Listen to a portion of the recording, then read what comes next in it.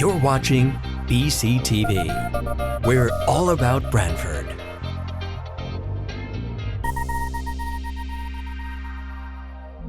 You're watching BCTV, Branford Government Television, a service of Branford Community Television.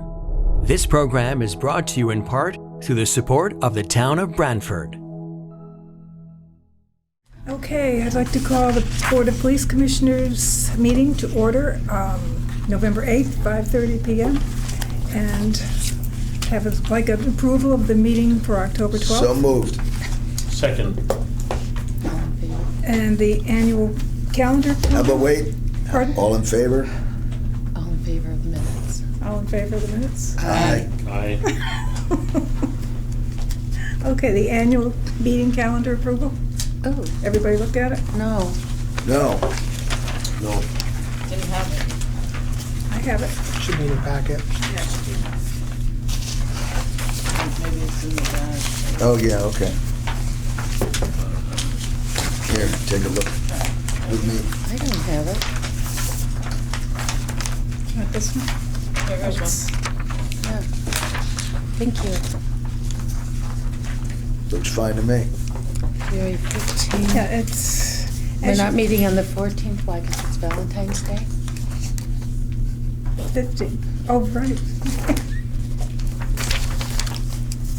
I think a lot of our male members had a problem with that Valentine's Day, Oh, I'm sure. so that's why we stayed away. I beg your pardon. Well, I make a motion to approve the Okay. annual meeting Second. calendar. Okay, report of All the in chief. favor? Oh, Aye. All right, as far as for the month of October, looking back at the CompStat, as we talked about some of our larcenies, those have remained fairly stable with 13 in the month of October. Unfortunately, we recently had a carjacking and a robbery. The carjacking occurred in the early morning hours at the Motel 6, and the robbery was shortly thereafter. As we've been talking about in these meetings and highlighting, the perpetrators were identified as a 14-year-old and a 15-year-old juvenile. There's also a 16-year-old suspect involved. And not only did they commit these violent crimes here in Branford, they did other ones in Clinton, all the way down into Fairfield, and a few communities in between. The same kids? Same group, yep. You know the kids? We've arrested one of them. One of them that was referred to juvenile, another one had to take into custody, juvenile detainer for previous crimes. So we're still working to identify to get warrants for the others that are involved that we didn't have enough at that time. But we worked in concert with Clinton, New Haven PD, specifically Lieutenant White Jill White Liz White, I'm sorry, was very helpful in identifying based on some surveillance photos we had. The detectives worked through the day and into the next night, executing search warrants and actually taking a few of them into custody. So again, we're not immune. This has been all over the media. It's throughout Connecticut. As you're well, the governor has spoken that maybe we need to look at the juvenile justice system and make some improvements. I think we've been saying that for a very long time. Yeah. And the data, they point to the data, but we're seeing the increase in the violence and in the frequency. You know, they just didn't do one robbery. They did a series of them within an 8-hour span. So that's just some of the challenges. But again, the detectives did a great job with that. So the carjacking was at Motel 6, or did it come from? Motel 6. Yep. Fellow was going out to his car. 5:30 They pointed in the a morning. firearm at him. One of the perpetrators punched him. Wanted his wallet also. So we're lucky that the outcome was what it was. Then where did they go? To the gas station that's on the corner of Shell Windmill? station. The And then, Shell, you know- is that on the corner of Windmill and Main Street? Yes. Is that the one? So I don't know No. the order of Clinton versus us, but I believe they went Clinton, Branford, and then down into Fairfield, down that way. At a Shell, I think, is at the split going towards the high school. Right, down in the east. Oh, east Rotary, okay, yeah, call it okay. East Main. Okay. Also, on the 15th of October at the Liberty Bank, a male party walked into the bank and presented a note demanding money. And at that point, the teller gave the money, but it had the die pack in it. The die pack did detonate out in the parking lot. Detectives are working with several other police departments across the state. We believe that this bank robbery is tied into a string of them across the state, specifically some on the Route 9 corridor. So we're working with the other agencies in the Connecticut State Police on that. Go ahead. And usually around this time of the year too, because Christmas is coming and people need money, does this pick up crime? I don't see a correlation you with the don't see- holidays with the bank you don't see that. robberies, but They're not using it for shopping. we will increase our patrols in the commercial districts as the shopping picks up. You know, it's opportunities, so the more people that go out, we will see an increase in the shopping districts. That's just, you know, crime, opportunity, victim, the crime triangle, so we'll keep an eye on that. Chief, do you know how much cash he left the bank with? I don't think we publicly, we normally don't publicly release the exact amounts because of investigative reasons and later in the prosecution. But the thefts from auto, we saw a decrease in October, which is good news. Good. That's when people leave their cars unlocked and these groups go out and steal everything and anything that's in the vehicles. We had 4 in October, which is fantastic. But again, cautious to bring this up. Don't want to give anyone a false sense. Please continue to lock your cars. We still need to do that. The only other thing on the comp set on my end is we did see a slight decrease in our motor vehicle accidents from September to October. You will see in the enforcement, our motor vehicle numbers and stops are staying fairly consistent, but we're starting to ramp up a little bit in the infraction ticket, in the issuance of the infractions during COVID. You know, obviously traffic went down, and then, you know, some people were out of work, and we kind of had the constraints of COVID, so now we're starting to see, so please slow down, abide by the rules of the law. So the officers out there, and they are starting to increase that focus and that actions. Under CompStat, I'm just going to turn it over to the deputy. He's going to go through some updates on our training regimen and our mental health calls and related stuff. Before we go there, could I ask a question on your report? You've got fraud, 5 in September and 18 in October. Exactly what does that mean? What were they?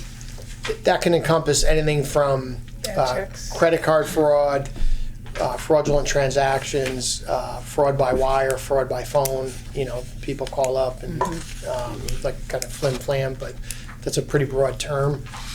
Again, we do see that, and the groups that they do target are the elderly, a lot of times with the fraud via email.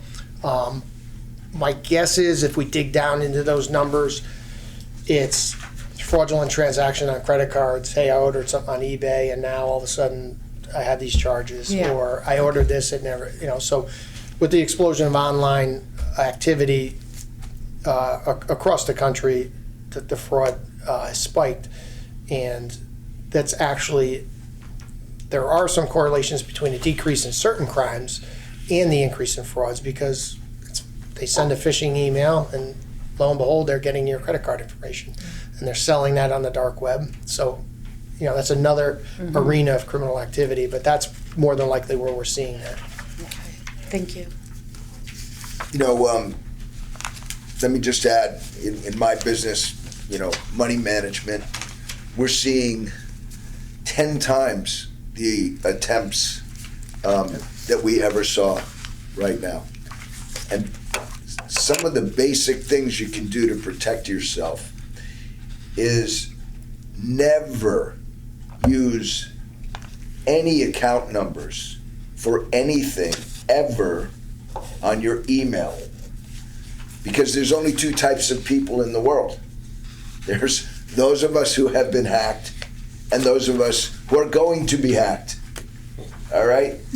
So that's the way it is. It's unfortunate. You do not put anything on email, anything that might in fact be important, because somebody bad is going to get it. What about ordering online? Ordering online is fine if you're on encrypted sites. All right, that's fine. But there are so many attempts all the time to get your private information. The bad guys are using texts now. You get a text, it's a spam text. It might read something like, "This is Wells Fargo Bank, and we have had a report that you have a new account. Text this link to confirm it." Well, guess what? That's not Wells Fargo Bank. Wells Fargo Bank will never do something like that, ever. Okay, it's a bad guy. So never do that. What you can do, if you want to know, is you go to a local Wells Fargo bank if you really wanted to know, or call a known number for Wells Fargo. So you know you're talking to Wells Fargo, for example. But under no circumstances should you be hitting any links ever. I get a lot of text messages saying you have rewards from. Don't touch it. I know, I erase those. I mean, I'm getting them from Walmart, I'm getting them from Amazon. I mean, They're not real. yeah, I didn't think so. Right. I'm afraid to open them, so. Yeah, I don't open Good those. idea. Yeah. Don't open it. Don't open. Don't open it. Right. So, I mean, this is it's one of the biggest crimes we see. It's easy money for the bad guys. And older people that aren't really savvy to all of this get taken in all the time. Yep. Right? Yes. Yeah, it's hard to believe, but yeah. Well, I'll move Okay. forward with our training efforts because there's a lot here too. So for the month of October, we had a very good amount of training completed. The chief and I both attended the John Bailey Chief Seminar, which is our legal updates training for the year. We had Detective Lieutenant Eula attend an advanced sniper course. We had Officer Erdos complete a 40-hour method of instruction course, which qualifies him to teach courses for us for in-service training. So it's an instructor's course. Officers attend death scene investigations. We had additional officers in the 40-hour crisis intervention training, which has been something that's been very important to our department, and we're near 100% of our officers which have received that training, crisis intervention training, so Wonderful. very important to us. Lieutenant Roach attended Simunitions Instructor course, which is a certification that's helpful for our regional training efforts, which includes other departments. That's the Simunition rounds, which we use to train for active shooters and shooting decisions. We had 36 officers who are not up for recertification this year. They also attended a 7-hour legal update course. We had 12 officers who are recertified this year for their state certifications. So that's a 40-hour in-service training course, which covered many different topics. Additionally, we've done our monthly SWAT training, which we do every month, and Sergeant Carney completed a training tracking course with K9 Arrow. How many years is the certification good for? 3 years. 3 years. So every 3 years, yes. So our training officer, Lieutenant Carangelo, she deserves a big thanks also for her hard work. She gets everybody involved in these trainings and has gotten a lot done, kept the entire department on track. So additionally, I wanted to just highlight a few of the benefits that we're seeing come out of the police social worker position. There's been a lot there. Danielle's been very, very busy. She's doing a tremendous job. She took on a family violence case, which we had a very serious domestic violence incident where there was an assault and the person was injured and could have easily sustained a loss of life from the actions of the offender. She assisted by meeting with the complainant initially during the initial investigation, being that the complainant walked into the front of the police department. She assisted in setting up a safety plan to include safe shelter for the victim prior to the arrest. She assisted in getting a locksmith following the arrest to change locks on the family residence. That sounds great. Yep, she helped monitor the status of the offender who was incarcerated after the arrest and tracked when the person was being released, and then was in touch with the victim to coordinate, a plan, another additional safety plan post-release. She Now, also, how did you handle these problems before? well, there was always different ways of handling these things, and a lot of it involved referral to victims advocates through the court system. But we now have an in-house You have a person who person. can take care of this. So the feedback that we're getting is that the victim is much happier. They trust us. They trust our PD. They trust the face-to-face contact they've had with Danielle, and so it's been probably good. They're faster, more too. comfortable coming here. Yep, they're here. And they're she's in been town. with us how long? 2 months. 6 2 months? Yeah, it was 5 August months, now. right? Yep, since August. Oh, that's great. Yeah, so Not it's even it's 3 just months. better service all around, and better service by the town, better service by the PD. So a lot of other great examples. She helped walk a family through conservatorship with probate court for an ongoing case in the community that resulted in less police calls for service to this person. We had an individual that, based on their mental health issues, they repeatedly dialed 911. They did that over 25 times in like a month-long period, based on their mental health issues. So every time they dialed 911, that prompted a police response. So the officers had to go to the house, make sure the person's okay. Sometimes it'd be fire possibly responding. So she met with this person, she met with BH Care, this person's probation, the person's family, and since then, all the 911 calls have stopped. She helped to coordinate services to meet this person's needs to get them back on track as to where they needed to be. Is this a senior citizen? No, it's not. No. Okay. So she also started sitting on a panel called Branford Families, which is a nonprofit organization here in town, which connects Branford families to different social services. So she's now involved with that panel. She's be doing a monthly meeting to help people in the community address mental health and wellness needs. She's consulted by phone and responded after hours in order to help guide officers in decisions to make emergency committals and evaluations, which is a big part of her job, but she's done that after hours and also consulted by phone. She's always available, which has been great for us. She's assessed multiple people here in detention and got them sent to the hospital if needed. These are arrestees that have sometimes requested help with their mental health issues. And then her follow-ups, we've noticed, they've led to longer stays in what appears to be longer stays in the hospital, because she's in constant communication with the hospital regarding her assessments and what she's seen already as a professional in the field. So a lot of really good stuff. She helped a family who, she went to the scene of an overdose involving a 15-year-old. She was able to connect the entire family and get them taken into counseling at Branford Counseling. So a lot of good victories, and we're seeing a lot of stuff early on. Results. Yep, In such a short amount of time. definitely. It's not even 3 months. God bless her. Very Can I ask one quick question? How are we doing on Kalia? Kalia, we're moving right along. Lieutenant Crangelo's working very hard on that. So That's, myself included, we're just rewriting all the policies, getting them out, updating things. So I think we're on track to finish on time with that project. And there's a pretty good cost to that, right? 12, 15 grand, something Yeah. like that. It's like 13, and 13, yeah. I believe we're at month 24, maybe 2 years into our window. Okay, But yeah, and we joined that during John DeCarlo's, yes. yeah, we had it in 2007, I believe, or 2004. We let it lapse, unfortunately. Right. So now we're just redoing it now. So we have Right. to start from scratch, essentially. Well, it was interesting because we let it lapse because it was expensive.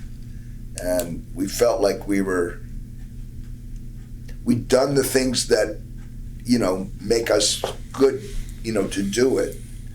But we thought it was expensive, so that's why we let it lapse. But clearly, Why did we go it's a back? good thing. No, it's And now, What as is of police accountability, it's a requirement. right. Yeah. That there is discussion on Right. changing that to just a Connecticut post certification, but so yeah, it's something. It keeps you focused, and you're tracking, and there's a lot that goes on with the training, a lot that goes on with the record keeping, retention, and what we call proofs. It's one thing to have policies, and a lot of PDs you have to be careful with this. Oh, we have 200 policies. Do you follow those policies? Are you within the regulations? We have to prove that. So if we have a policy that says we will do X, Y, and Z, we have to show proofs, meaning a call, a report, a video, a picture to show that we are adhering to those standards. So that's where a lot of the labor comes in, is and constantly feeding the system for those proofs. So you can't just get CALIA and you stop. You have to meet proofs for every year. Did you meet this standard? Did you meet this? Okay, where's your proof? So it's ongoing, and we're going to get there. Now, CALIA stands for something too. What are the initials? Connecticut? No. It's a commission on law enforcement accreditation. Okay. Yeah. Okay. Are you good? Yep, that's all I had. So the other thing I just want to mention very quickly under CompStat is kind of our hiring status. The deputy will give you a report on our current candidates in executive session. But just for the public, and we've kind of talked about this, but we are seeing some of the recruitment issues that they're seeing across the country, and we're seeing here in Connecticut. Specifically, our certified officer list. So for those that aren't familiar at home, the certified officer is someone who's been through the police academy. They meet the standards. They are able to go out and patrol as a certified Connecticut police officer. We, for a very long time, we've been very fortunate. We've been able to attract certified officers. What that does, it saves us a lot of money, and it gives us a head start. It literally takes a year of time, and we can condense that into relatively a few months to get them up to speed on our needs of the town, our geographical districts, and our record-keeping systems. So it's very quick, it's cost-effective. Well, that well is pretty much run dry, and the reason is a lot of people in law enforcement, they're just retiring. They don't want to go to another PD, or the recruit classes, how they come out, and the timing of those and the numbers. Those that have already switched departments have switched. So we've seen the chatter and the static. It's very it's quiet now in the realms of certified.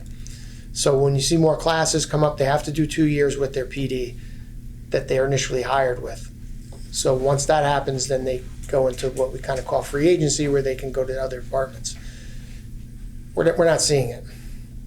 And those that we have had interest, we vetted them, and we don't feel that they met our specific standards. So that area has kind of been an issue. Now we have the recruit side, which is those that want to be police officers, but they haven't been to the police academy yet. We have to sponsor them and send them. We're doing that process. We recruited. The deputy can correct me on the numbers. I believe we had 130. 34-ish, yeah. And we've had 134 that took the test or showed interest, and throughout the process we whittled down to 60. There's 10 remaining candidates to be interviewed at this point. So just to give you, So we've lost half. Basically, you lose half during your written test, you lose half at your physical agility. We lost some in the oral boards. And a lot of the candidate pool is taking other jobs because it's very competitive right now. There's a lot of job openings in police work, so we get to some candidates and they've already been hired. So it's kind of a race to, we're down to 10 to interview, and then after that, if we don't find candidates that we want to hire, we may have to go to another test or. yeah. So why do we bring this up? What does this mean for us? How does it impact us? As we get openings through retirements, it just slows the process down.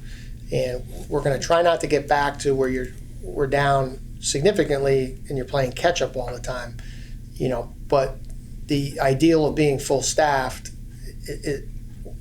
what we're seeing right now, it's going to be tough to get there. Once we get there, we have a couple retirements coming up in the future, so now we'll slide back again. It's important to mention this because some of the candidates that we're seeing, recruit candidates, have failed out of many, many processes, but they continue to go into other processes and reapply. So we may conduct 6 interviews in a morning, and some of those candidates have been eliminated from multiple processes already. So our numbers dwindle. So we are getting down to the point where we may have to run another recruitment, and our people put a lot of effort in. This is it's a lot of labor, a lot of time, and a lot of effort. So And a lot of money. And there is a money component to it. But at the end of the day, what's important is that, standards, and we maintain our standards. Because we do not want to bring somebody in that's going to be problematic. And normally there's signposts, there's warning signs and things that we won't, kind of compromise on. So that is just something that we've been discussing heavily, and what's our next steps. And I think everybody's kind of in the same boat in what's driving this. I can tell you what's driving it. We've had a tough couple of years in law enforcement. Those candidates that maybe were thinking about it, that are well educated, would be good, suitable, clean backgrounds, are like, well, the job market, I have other jobs, other interests, and I'm not going to be a police officer. So we need to fight past that and show the benefits of the job, show the good of policing, and try to attract those good candidates. So we'll go more in the executive session where we stand with some of our current candidates. Also, speaking of, I'll do the forfeiture. There's nothing to report. Letters. I have a letter from a Branford resident about Officer Kandersky and Cope. They had an emergency. They had to call 911. It was kind of traumatic for them, but they wanted to let us know that the professionalism and the kindness of the officers really reassured them, and they just wanted to reach out and let us know that they really appreciate it and how grateful they were. So good job to those 2 officers. The town of Ridgefield, the police chief sent a nice letter thanking our captain, Dave Galdenzi. He participated in an oral board for the position of captain in the town of Ridgefield. It's something that we try to help out other departments so that they can help us when we do those type of promotional exams. You need people to sit on the panels, and we try to contribute as much as we can so that when we need it, we can call. So that was for Captain Galdenzi. Speaking of vacancies and retirements, we lost Officer Richard Kenny. He retired after 35 years. For those of you who don't know Rick, he was in our traffic division for a very long time. When you see all the speed trailers throughout town, Rick managed all those. Just very focused, come to work, worked every day. He was a pleasure to have around. He had a big impact on traffic safety here in the town of Branford. Also was a big part of the Special Olympics. For those of you who have attended Tippa Cops over the years, Rick was always involved. So we wish him well in his retirement. Out of the chief's office, as of tomorrow will mark 40 years of service for our assistant, Beverly Cook. She is retiring. Beverly is basically the foundation of the department. You have I think it goes Beverly Chief, Deputy, or it might even go Beverly Deputy Chief. So she makes the world go round for us. Payroll, vacation, purchasing, you name it. She's been here longer than as long as I can remember. She served under 5 different chiefs. Yeah. She was the assistant to 4 of those chiefs. I think she said I might have been the best. I'm not sure. I think you're right. You were the cutest. I know she didn't say that. But well-deserved. Yeah, never know. Well-deserved retirement, and we have hired a replacement, and Bev's been training all week for that, and it just shows her commitment and her work ethic. Like, even as she's, going out the door retiring, she has everything laid out, everything in order, even, looking months ahead to try to make sure everything, she's going to leave us in a good spot. So I can't say enough about her coming in from the outside and having to learn, our system and basically just the history, and she's a wealth of knowledge, but she supports us every day. She supports all the officers here. She tracks them down, needs to be what's done, reminder. She really was a really big figure in this department. So we're going to miss her tremendously. I know myself and John are going to miss her. Well, the people I'm that gonna miss her. came, the people that came for her party. I mean, I couldn't get into the room. I've never seen so many blue. Yep. Yeah. And as she's departing, Amy Robinson has been hired to take over her job. They've been working very well the past week to ensure a smooth transition. So, again, our thanks and our hats off to Beverly. She'll always be part of our family. Also, you'll see this month, a lot of officers with scraggly beards, some of them growing them out, some of them don't look as good. But we are in the No Shave November. Perfect. And that is, they pony up $50 each, I believe, or $75 for the Connecticut Cancer Foundation to support them, police departments across the state. And it's something that they enjoy to do. So on November 1st, are you going to meet them all at the door with a razor? That's December Or 1st. December 1st? That's something to discuss. There is a trend in law enforcement. Some of the officers like the beards. Some departments don't allow it by the policy. We never did. Remember? No, and I'm an admitted traditionalist when it comes to some of the uniform and the uniform standards. So that's something that they discuss to me, but I always say, well, you have November, so let's look for November. Right? We're like the New York Yankees, not the Boston Red Sox. Careful. With that, I have nothing else to report. Traffic. Wait, before you go there, I'd like to ask, a pointed question that I don't know if you guys even want to answer this, but some of the crimes we're seeing and the comment that you made about the difficulty in hiring good police officers.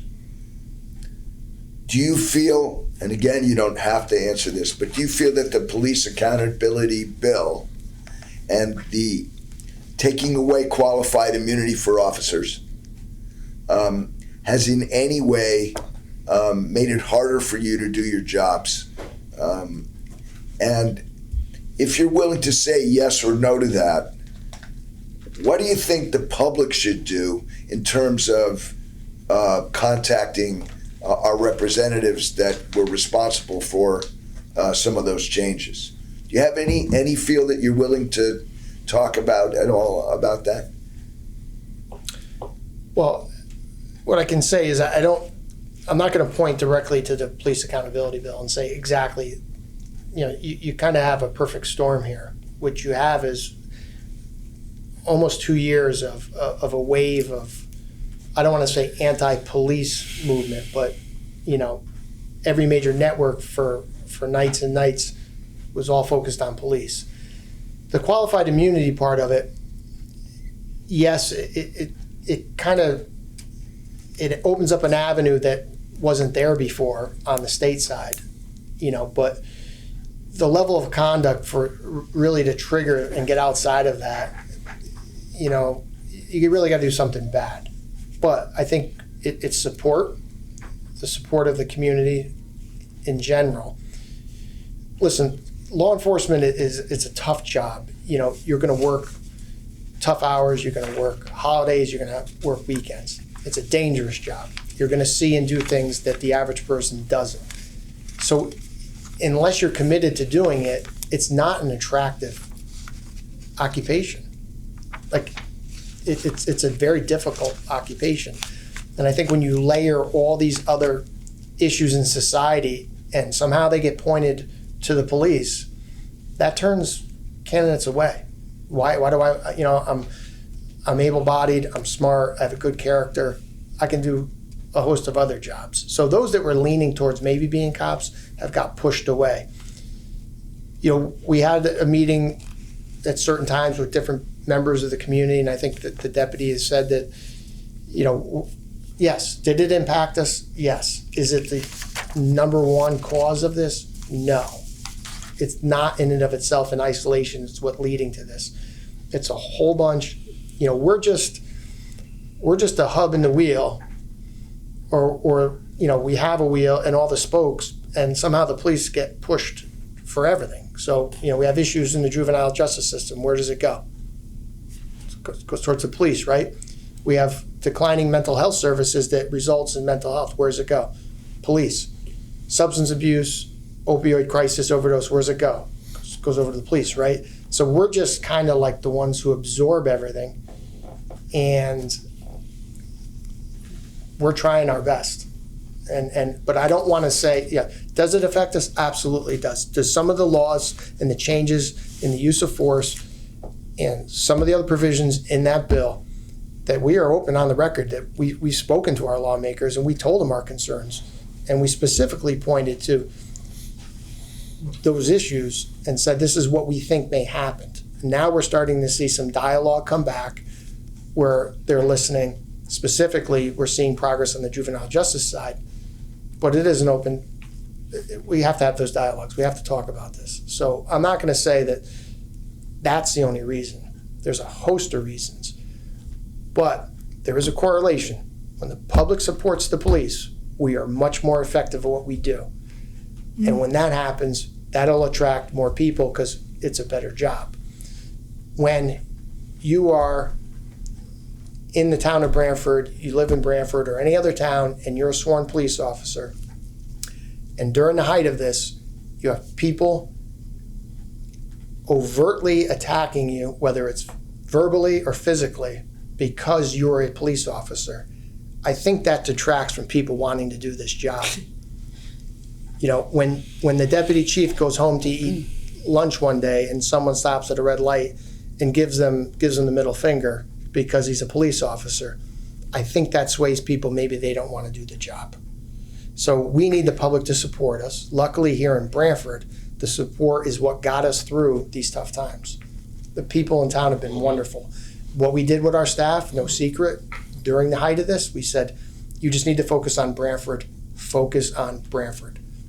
Not that we don't watch what goes on across the country in some of these different cities, but we focus on serving the people here in Branford, and that's what's going to get us through. And that's what's got the staff through this. So it's a mixture of things. Do I think we'll come out of it? I think it's going to take a long time. But for the record, what concerns me is we talk about wanting to professionalize policing and make it more professional when we're probably we're regulated more than some other occupations. All right, so we've fought for years to get to that level, and now what are we doing? We're going to see recruiting drop, shortages increase where we can't get candidates. So what's going to happen? Municipalities and departments are going to be forced to take people that they may not otherwise have taken 5-10 years ago. What's that going to do? That's going to adversely impact the professionalism of law enforcement. So I just closed the circle there for you. It's all tied together. So I appreciate the question, but it's more complex than that. But again, we focus here on Branford. What we're doing here, we're a very attractive department. We have good benefits, good support from our boards, our first selectmen, the police commission, the board of finance, the RTM. We're well equipped. So we're an attractive department. And if I'm sitting here telling you that we're starting to see it, I can't imagine what some of the other chiefs are going through. So we'll get through it. We'll find good people. But that's all I have. Thank you. I was talking about the police department once at church, and I got up and I was telling about how great you were, and some of the things that you had done. This was about 10 years ago, and so I wound up by saying, so if you pass a police officer, give them the thumbs up. I said, but make sure they know it's your thumb. All right, I think we're good. Because, yeah. Okay. Traffic committee. Okay, the first request was for additional signage at 59 Parish Farm Road due to a line of sight issue. Lieutenant Ramey and I went out there and took a look at it. We could not see any line of sight issues, so the committee is recommending no action at this time. Is there? No action, you don't have to do anything. No. Okay, the second one, request for private road, no outlet sign on Cocheco Avenue. Again, we went out and took a look at this, and there is a no outlet sign, so we're recommending no action. Third item is follow-up on Route 146, the bridge improvements. The town engineer is in the process of filling out an application to the state to ask for some of these improvements. So at this point in time, the committee is recommending no action. Next one is follow-up on request to remove stanchions on Linden Avenue. We have reviewed this in previous meetings, but I was surprised this last week that the president of that homeowners association will be contacting me. So we're going to defer this till our next meeting. Okay. No action at this time. Last item, follow-up on line of sight issue at the corner of Isabel Lane and South Montaukese. This has been ongoing as well. Lieutenant Ramey has had several conversations with the owner of the house that is causing the line of sight issue.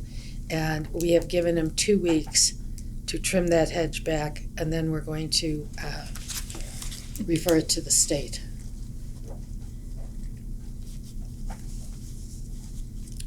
So I guess we're all in agreement that this is the process we want to follow? Okay. Yes. Okay. Yes. Okay. All right, it's traffic committee now. Report of the chair. As you all know, you probably don't know, most of you don't know, but Tony LaSala has resigned for health reasons. And I stopped by his house this morning, and he just is going to miss everybody so much. And I gave you a letter that he wrote, and also one to the first selectman, and he wrote one to me too. But it's we're going to really miss him, because he had a legal mind that he kind of reached into every once in a while. And How long was he on the he was here. He was here before I came on, right? Okay. Long time. Yeah, long time. So Tony LaSala is just going to be missed, and Well, we appreciate his dedication and service, but more importantly, wish him well with his health. okay. Now I think probably we're going to make a motion to adjourn to go into executive session. I'll make And, the motion to adjourn. Pardon? I'll make a motion to Okay. adjourn. Enter executive To session. enter executive Yeah. session, not to adjourn, to enter executive Right. session. I second it. Thank you. All in favor? Favor? Aye. Okay, we're out of executive session, and we had a really good time. And now we're back into the regular meeting. And no votes were taken. Okay, And, okay. all right, I'd like to make a motion to approve Rick Kenny in the position as supernumerary starting November 9th. Second. All in favor? Aye. Okay.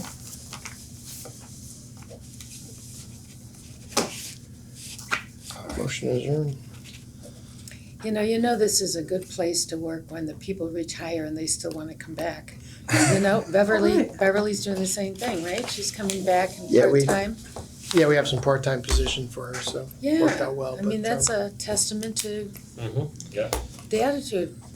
motion adjourned. You got a call. All right, can I make a motion to adjourn? Yes, you can. Second? I'll say, All in favor? Aye. Aye. done. Thank you. All right. Good night, everybody. Thank you. Good night. Good night.